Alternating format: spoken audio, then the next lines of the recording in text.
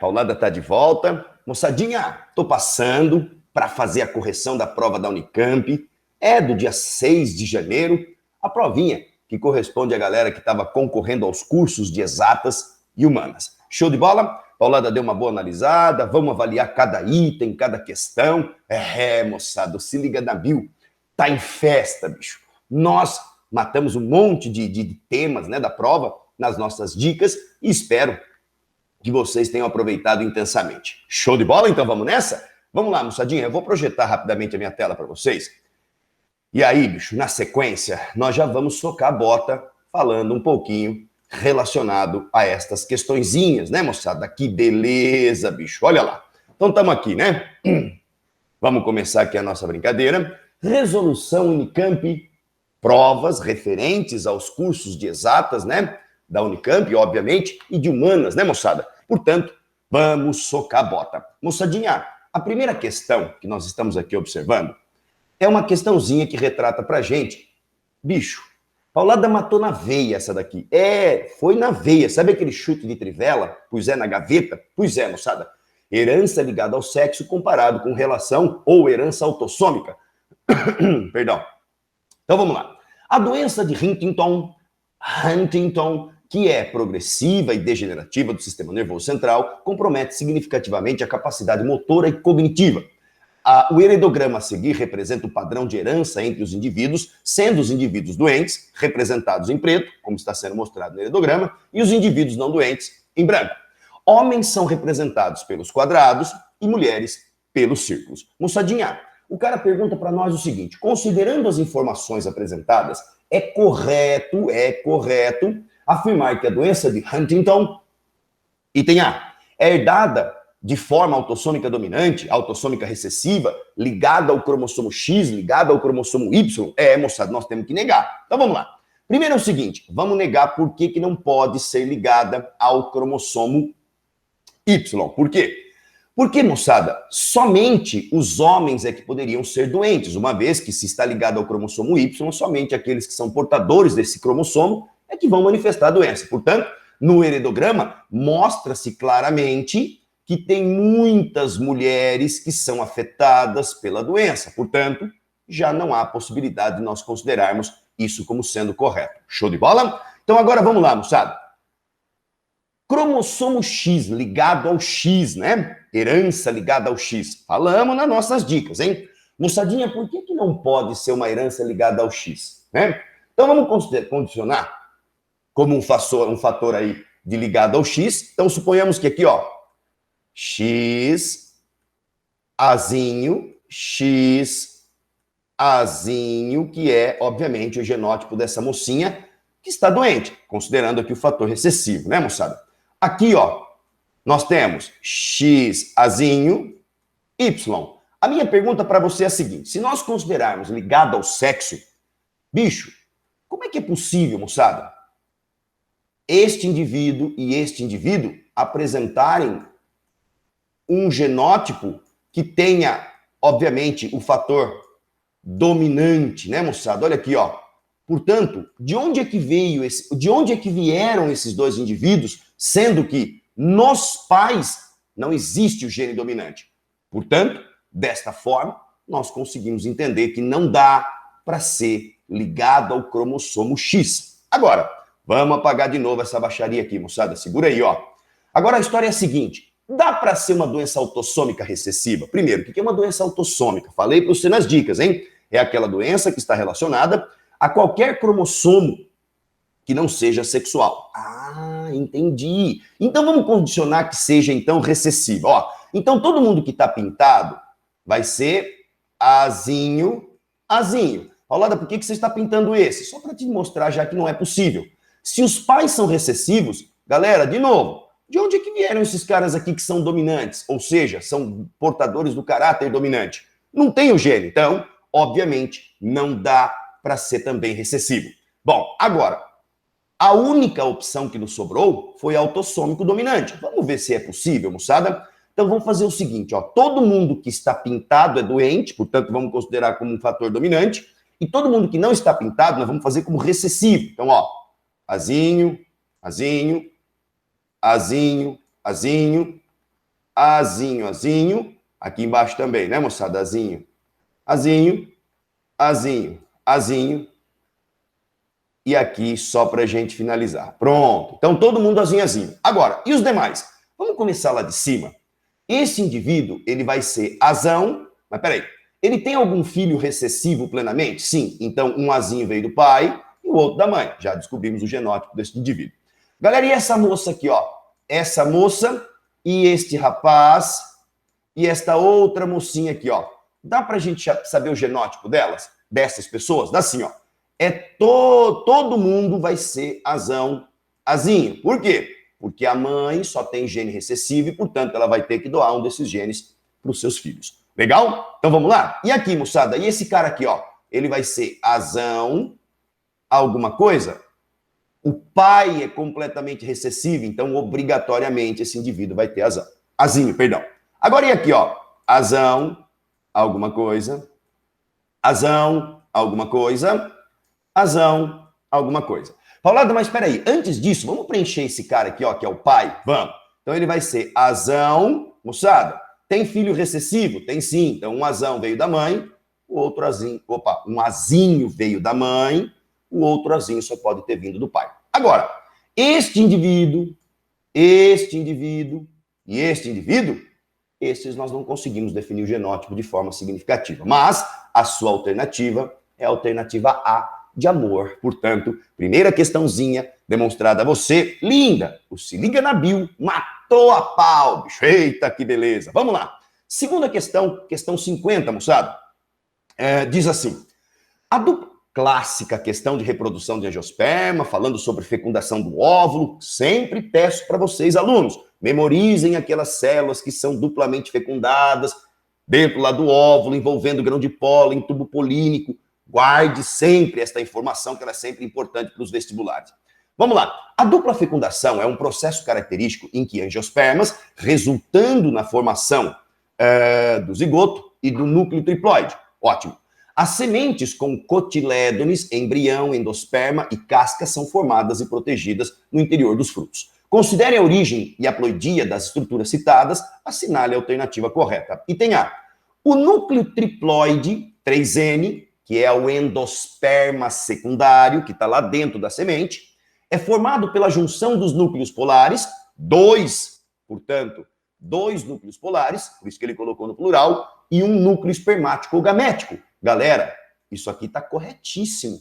Essa alternativa você já pode assinalar, tá? Olha lá, o zigoto 2N é formado a partir dos núcleos polares? Não, o zigoto ele é formado oosfera, a partir da fecundação da oosfera, e um núcleo espermático ou gamético. Então não tem nada a ver, item B está fora. Item C, os carpelos, que são as estruturas reprodutoras femininas, originam um ovário, que se transforma nos cotilédones. Não, moçada, cotilédone é uma expansão do embrião, perfeito? Portanto, uma expansão diploide do embrião e não tem absolutamente nada a ver com a estrutura do ovário. O ovário vai se desenvolver no pericarpo suculento, que pode ser suculento ou fruto. Joia, então, tá fora. Item E, o endosperma 3N origina-se do núcleo triploide, perfeito? Formando posteriormente os cotilédones. Não, moçada, cotilédone é 2N, é proveniente da expansão, de uma expansãozinha do embrião. Portanto, questãozinha bonita de dupla fecundação, relacionada, lindos e lindas, com a letra A. Portanto, guarde com carinho. Vamos lá? Eita, que beleza! Ó, essa questão agora é bonita, hein, bicho? Bonita mesmo, para falar um pouquinho sobre o conceito de melhoramento genético. Vamos lá? Galerinha, vem comigo. Ó, a necrose pancreática infecciosa, conhecida como NPI, é uma doença viral que causa elevada mortalidade em salmões de água doce e água salgada. Em 2007, descobriu-se que a resistência à doença era hereditária e as empresas de criação começaram a implementar a seleção artificial. Paulada, que papo é esse?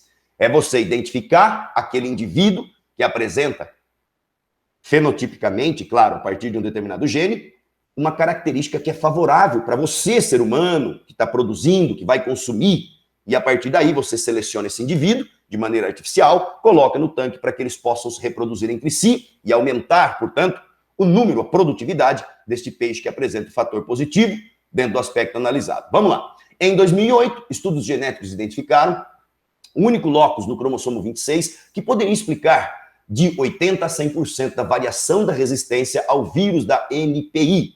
Desde 2009, a resistência à NPI do salmão pode ser avaliada por marcadores de alelos de resistência, moçada. Olha lá como os caras identificam o determinado fenótipo, né? A partir do gene marcado. O número de mortes dos salmões em decorrência dos surtos de NPI diminuiu significativamente de 2009 a 2015. O potencial da produção de peixes para alimentar uma crescente população global pode ser aumentado por avanços na genética e na biotecnologia. Lindo texto, hein? Bom, considerando as informações apresentadas no texto, assinale a alternativa que justifica corretamente a diminuição da mortalidade dos salmões. Moçada, item A. Por meio da transgenia, não tem nada de transgênico na história, né, moçada? Item B. Por meio de melhoramento genético, opa, o que é esse papo de melhoramento genético, moçada?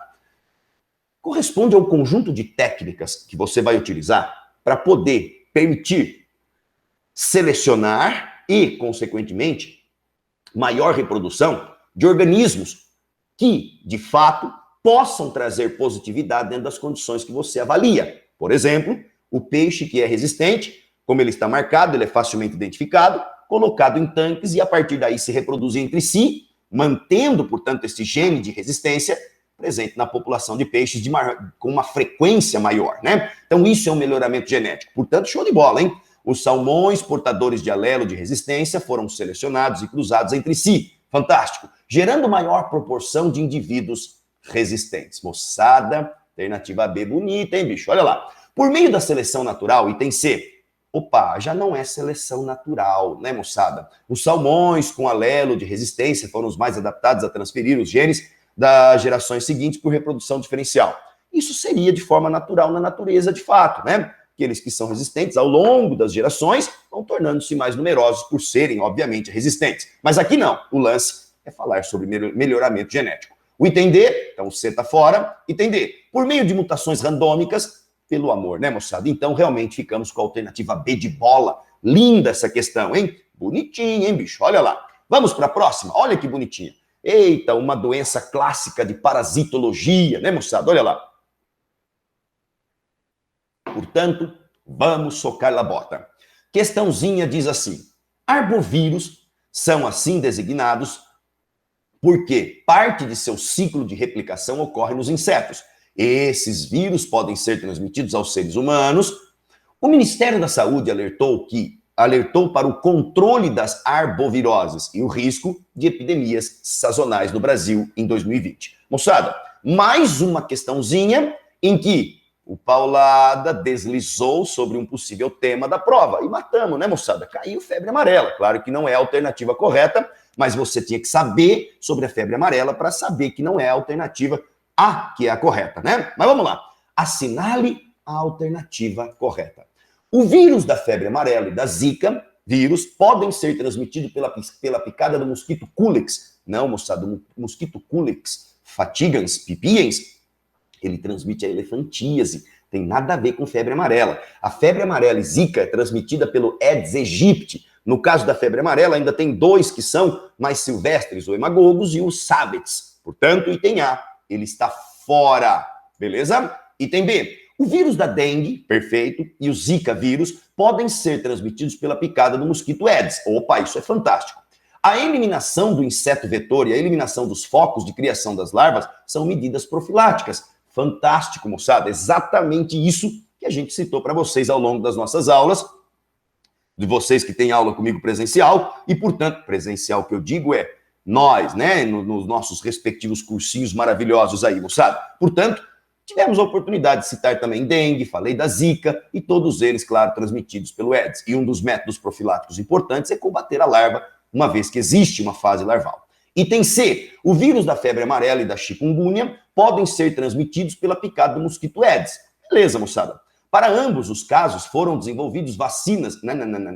Febre amarela tudo bem, mas chikungunya não. Então já está fora, né? E ele fala assim, ó, o controle de inseto vetor não é considerado uma medida profilática. Ô louco, moçada, claro que é, então tá fora. Item D, o vírus da chikungunya e da dengue podem ser transmitidos pela picada do mosquito Culex. Não, já falei, Pauladinha já falou, não é o Culex, é o Aedes aegypti. Beleza? Portanto, ficamos com a alternativa B de bola, B de bom. Vamos para a próxima questão. Vamos lá? Eita, gostoso isso aqui, moçada. Logo, logo tem outra prova, hein? Olha lá. Galerinha, lógico que o termo SARS-CoV-2, coronavírus, estaria presente aqui para todos nós, né? O epitélio nasal e o bronquial apresentam receptores às proteínas virais do novo coronavírus, o SARS-CoV-2. A secreção mucosa liberada pelas células das vias respiratórias é importante para a formação de um gel viscoso e lubrificante com grande quantidade de água, que funciona como uma barreira adesiva para muitas partículas e patógenos. Entretanto, há vírus capazes de penetrar essa barreira formada pelo muco. Muito bem. Utilize a figura abaixo e seus conhecimentos de biologia celular para assinalar a alternativa que preenche corretamente as lacunas nas frases a seguir. Moçada, você não tinha que saber absolutamente nada do corona para poder responder essa questão. É uma questão sobre organelas citoplasmáticas, ele vai perguntar sobre o I e também sobre o 2I. Se você identificou cada uma dessas organelas, você já matou a questão. Fácil essa questão, hein? Presente na cavidade nasal, na traqueia e nos brônquios, a célula caliciforme apresenta as organelas. Célula caliciforme é a célula que está revestindo essas estruturas citadas, né? Paulada falou de organela também na dica, hein, moçada? Bicho, olha quanta coisa nós deslizamos lá nas nossas dicas e que vocês puderam usufruir na resolução ou na realização dessa prova. Vamos lá?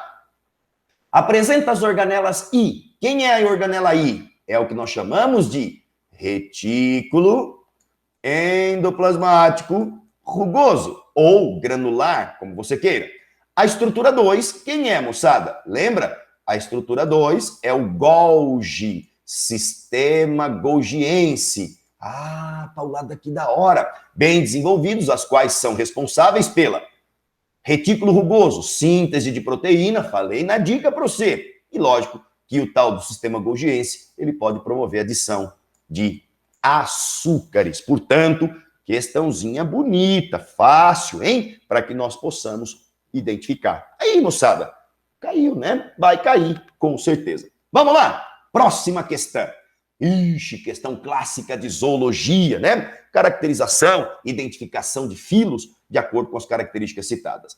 Vamos lá? Na análise de 2 fósseis de animais adultos coletados na região de Campos Gerais, Paraná, destacaram-se as seguintes características. Galera, vamos falar do fóssil 1. Simetria radial. Opa, o que era isso? Existem vários planos que, passando pelo centro do corpo do animal, vão dividir este corpo em 2 partes iguais. Show de bola? Esqueleto com espinhos. Opa, tá com cara de equinodermo. E sulco ambulacral. Acabou, moçada. Só pode ser equinodermo. Então, ó, dentre as alternativas, nós já podemos excluir a alternativa B e já podemos excluir a alternativa D de dado. Então, B de bola e D de dado já se foram, né? Agora vamos lá, moçada. Vamos encaixar o fóssil 2. Então, agora nós estamos no fóssil 2. Simetria bilateral. Opa, são bilatérios. Existe um único plano que vai dividir o corpo do animal em 2 partes iguais? Isso. O mexilhão, que é um molusco bivalve, ele é bilatério. E o caranguejo também é bilatério, que é um crustáceo. Esqueleto é portador e 2 pares de antena. Opa, mexilhão não tem antena, né, moçada? Então, a alternativa correta seria o caranguejo. Eles são tetráceros, portadores de 2 pares de antenas e, portanto, bonitinho. Tá aí mostrado para você uma questãozinha clássica que demonstra equinodermatas e os magníficos artrópodes da classe, ou melhor, do grupo, né, de forma geral, dos crustáceos. E os malacostracas, né, moçada? Coisa linda, hein? Vamos lá.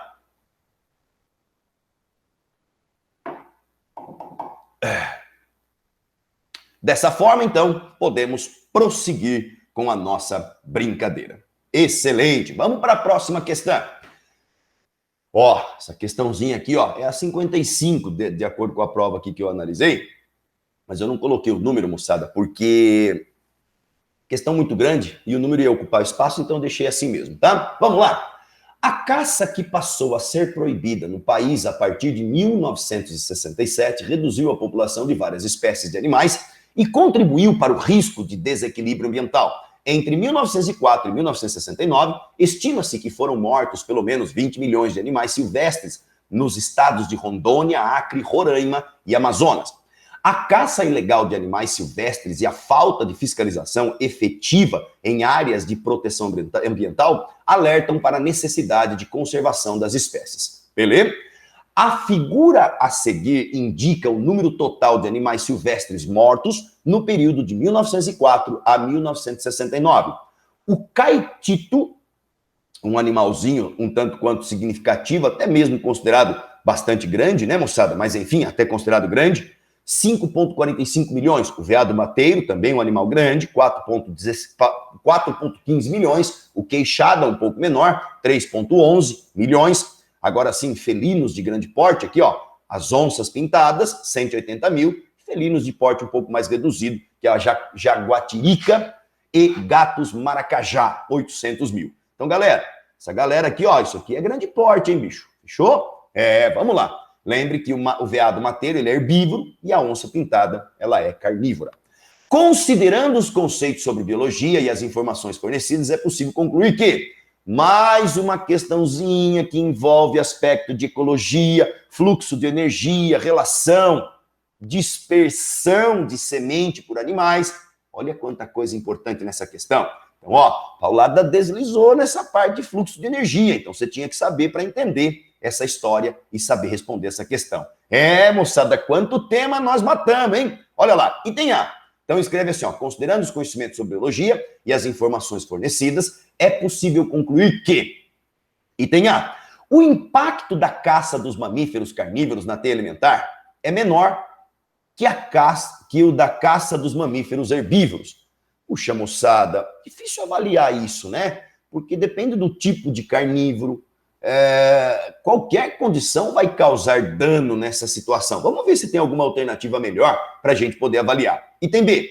A função ecológica dos grandes mamíferos caçados é substituída pela de animais endêmicos de pequeno porte, jamais, de forma alguma. Como é que você vai substituir um grande mamífero por um animal de pequeno porte? Não tem as mesmas condições de captura, de predação, de ser mais um animal mais severo, né? Enfim. Item C. A caça proporcional dos mamíferos herbívoros e carnívoros mantém o fluxo de energia. Fluxo de energia. Estável na teia alimentar? Não, falei para você na dica. A energia, ela diminui a cada nível trófico. E o item D, a caça dos grandes mamíferos altera a renovação da floresta, pois eles desempenham um papel fundamental na dispersão de sementes grandes. Moçada, isso é verdade. Você pega, por exemplo, o próprio veado mateiro ou outros animais herbívoros desse porte grande, eles promovem dispersão de semente. Ou seja, realmente ficamos aqui nesta alternativa D de dado. Bonitinha a questão, tranquila, mas bastante bonitinha. Precisava saber de fluxo de energia para responder. Vamos lá? Última questãozinha da prova da Unicamp do dia 6 de janeiro, possibilitando aí aos candidatos concorrer aos cursos de exatas, suas tecnologias e humanas e artes, né? Então vamos lá? Os recifes de coral, portanto, quinidários do grupo Anthozoa, constituem importantes ecossistemas do planeta, oferecendo abrigo, áreas de desova e proteção contra predadores. E são o hábitat de organismos na base das cadeias alimentares oceânicas. Considerando os conhecimentos de biologia, é correto afirmar que os corais... Galera, vamos lá. Coral é antófita, né? Opa, tá louco, Paulada? Antófita, nós estamos falando de planta. Os corais vinculam-se a ser denominados do grupo Anthozoa. O que é Anthozoa? São todos polipóides e não tem alternância de gerações. Não existe medusa, moçada, no ciclo reprodutivo desses corais. Tá bem? Então vamos analisar. Olha lá. Item A. Com organização corporal polipóide, perfeito. São animais fixos ao substrato, fantástico. Com reprodução sexuada e os que têm organização medusoide, pode parar. Não tem organização medusoide, item A tá fora. Item B. Tem vários tentáculos junto à boca, compostos por quinidoblastos, os quais são células dotadas de flagelos que auxiliam na movimentação da água para favorecer a filtração do alimento e das trocas gasosas. Não, moçada, não há essa possibilidade, né? Nós encontraremos aí a presença de muitos, de uma carapaça calcária, portanto, e quem promove, na verdade, esse movimento não são esses tentáculos, né? O próprio movimento dentro da cavidade interna do animal vai sendo aí, ele tem uma boca, ele é capaz de ingerir, né? Então, não está adequado dentro das condições. Tentáculos, né? Ausentes aqui, ó. Ótimo. Item C. São animais triblásticos. Opa, pode parar, moçada. Quinidário. Quinidário é o primeiro animal a ter folheto embrionário, mas eles são diblásticos. Agora, me lembro como se fosse hoje, trabalhando este assunto nos cursinhos que o Paulada tem a oportunidade de dar aula, falei, mostrei a anatomia disso, né? O corpo de um quinidário ele é formado por dois epitélios. Uma epiderme, que é externa, aí existe um espaço preenchido por uma substância coloidal, que é a mesogleia, e depois você tem uma outra camada de células, chamadas de gastroderme, que revestem e formam a cavidade gastrovascular. Portanto, leiam comigo, tem duas superfícies epiteliais, a epiderme, que reveste externamente o animal, e a gastroderme, que delimita a cavidade gastrovascular. Entre elas encontram-se a magnífica mesogleia. Portanto, a alternativa correta é a letra D de dado, D de chega, D de acabou a nossa história, moçada. Eita, que beleza, né? Portanto, dessa forma, nós finalizamos de uma vez por todas a nossa correçãozinha. Galera, muito obrigado pela atenção de todos vocês. Espero que vocês tenham arrebentado nessa prova. E aguardem, já, em breve, nós teremos a segunda prova da Unicamp também com as resoluções. Valeu, galera. Um beijo no coração. Se liga na bio, tá sempre presente com vocês e ajudando vocês a interpretarem a biologia de forma mais satisfatória. Um beijo no coração. Até a próxima. Valeu! Fala tchau pra mim, galera. Até daqui a pouco. Logo mais nós estamos de volta. Valeu!